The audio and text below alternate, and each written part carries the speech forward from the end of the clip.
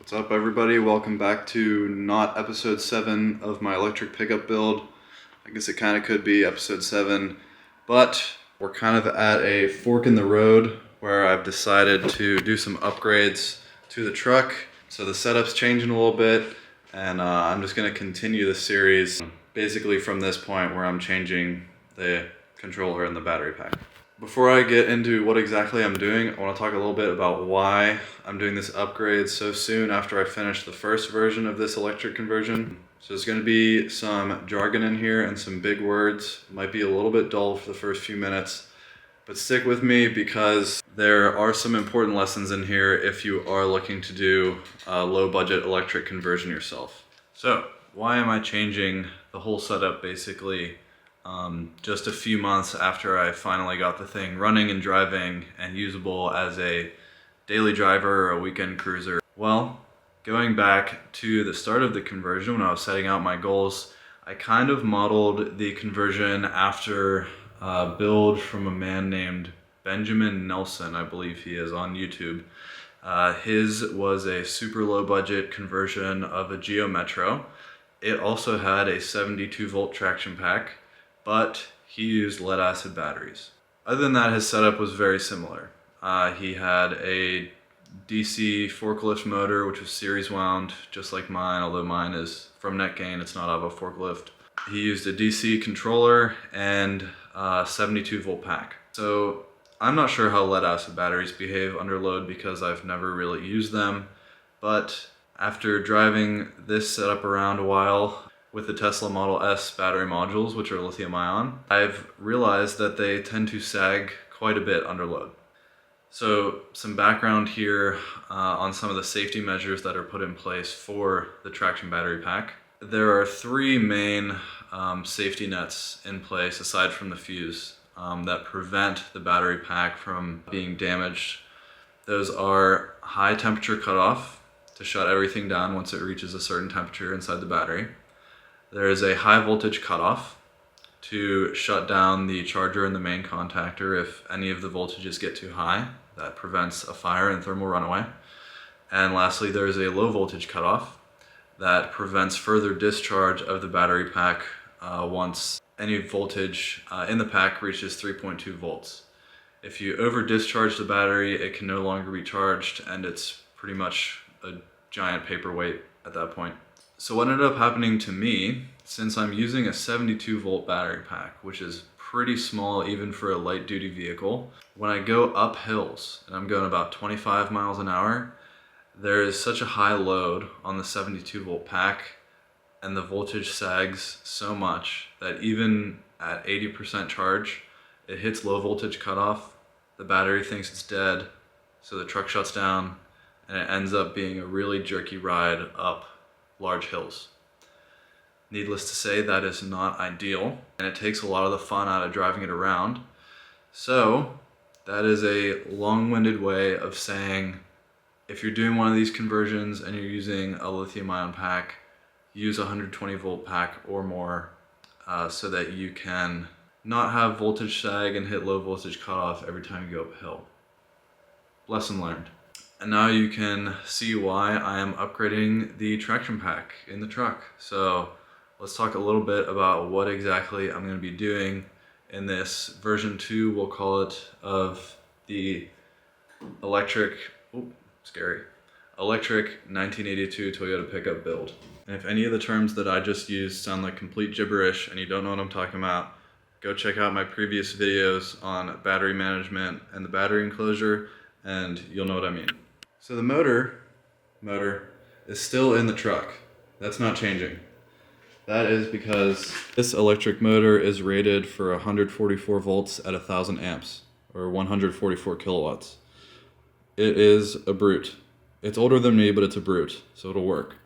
I was using it at 72 volts, 400 amps, so it was way below its operating capacity. We're going to keep this motor in here. You'll notice the brake booster is taken out and the vacuum reservoir is kind of hanging right now. I'm just changing the location of that and putting the control circuit in a new box, a weatherproof enclosure. And you might notice that the throttle, which used to connect to the existing throttle cable right there, has also been removed. This was the old throttle. I got a lot of comments about it on Instagram. Understandably, people don't love this style of just wiper potentiometer throttle. They're typically used in golf carts, but this is how some people do EV conversions. If you're using an old DC Curtis controller, you're probably using one of those or a 0 to 5 volt throttle and this DC motor controller. You might notice by now that the controller is also out of the truck. This is a Curtis replica that I was using to control the motor. You can see the specs right there. Similar to the battery, underpowered for the application, and it built up quite a lot of heat. Granted, I was just air cooling it, but I don't think this thing is very efficient. Also no longer in the truck is the charger, because it's a 72 volt charger. Not going to work with the upgraded battery pack. And the battery pack is also no longer. So what am I going to do in this version 2? Well, I'm going to reuse the 3 24 volt modules from the Tesla Model S, but I'm going to add 3 more in series, and those are going to be housed in this aluminum battery enclosure from EV West. So this is all aluminum, 3/16 inch thick battery enclosure. It can house 4, 5, or 6 battery modules at a time, and it's fully welded all the way around, air and water tight, and basically you end up stacking the Tesla modules in these slots, in these plastic spacers. These factory, where am I? These factory aluminum extrusions slide into those little slots, and it keeps these batteries out of contact with each other, out of contact with the case, and rigidly supports them in this enclosure. Now that enclosure is going to be mounted under the truck to the existing frame rails, which I recently did some work cleaning these up. Pretty happy with how clean those are, so I'm going to be welding in some supports so that I can fasten it at each of these fully welded tabs. They look pretty good. And I want to thank EV West because they also sent me some other goodies, including these solid bus bars, hermetically sealed disconnect switch, their new boards for tapping cells. I think these actually work for both the Gen 1 and Gen 2 Tesla modules, but don't quote me on that. They also sent harnesses so that I don't have to do a ton of wiring.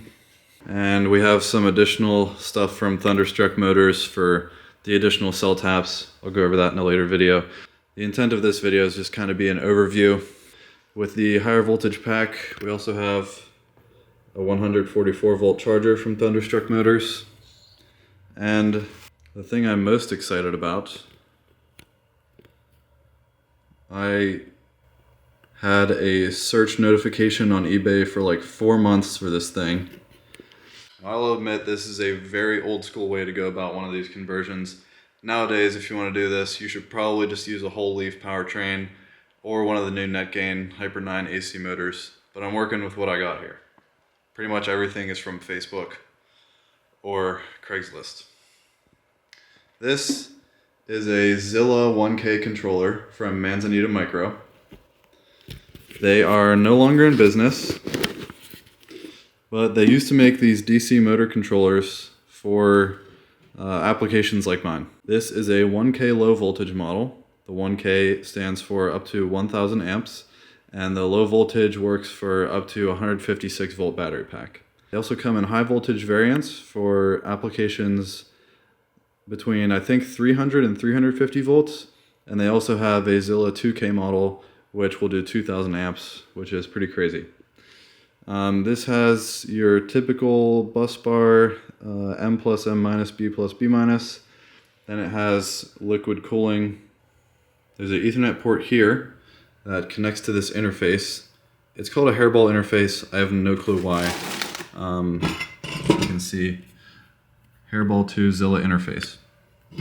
Kind of interesting. This interface connects to the controller via Ethernet, and This is where all your inputs go in, such as your key input, contactor inputs, outputs, all your throttle stuff.